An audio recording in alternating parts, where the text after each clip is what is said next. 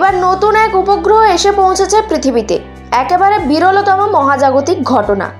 তবে সত্যি কি এমন হয়? হ্যাঁ, এটাই সত্যি। আমেরিকান অ্যাস্ট্রোনমিক্যাল সোসাইটির তরফে প্রকাশিত একটি প্রতিবেদনে এই ছোট্ট চাঁদের হদিশ মিলেছে বলে দাবি। আর তারপর থেকে মহাকাশ বিজ্ঞানীদের আলোচনার কেন্দ্রে এই নতুন উপগ্রহ। বলা হচ্ছে আগামী 29 সেপ্টেম্বর থেকে নভেম্বরের 25 তারিখ পর্যন্ত পৃথিবীর আকাশে উদয় হবে ক্ষুদ্র চাঁদ। তারপর ফের অন্তর্হিত হবে সে। মহাকাশের নতুন সদস্যকে দেখতে এমন কৌতূহল তুঙ্গে আকাশপ্রেমীদের। কিন্তু কেন এমন সাময়িক আবির্ভাব পৃথিবীর নয়া উপগ্রহের?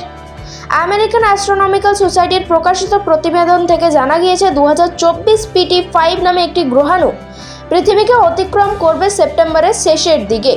গত মাসে এই গ্রহাণুর অস্তিত্ব মিলেছে। বিজ্ঞানীরা বলছেন পৃথিবীর পাশ দিয়ে চলে যাওয়ার সময় গ্রহাণুটির একটি অংশ মহাকর্ষ বলের দ্বারা কক্ষপথে ঢুকে যাবে। তা পৃথিবীকে প্রদক্ষিণ করবে আগামী 2 মাস। তারপর ধীরে ধীরে আকর্ষণ কাটিয়ে ফের চলে যাবে নিজের পথে।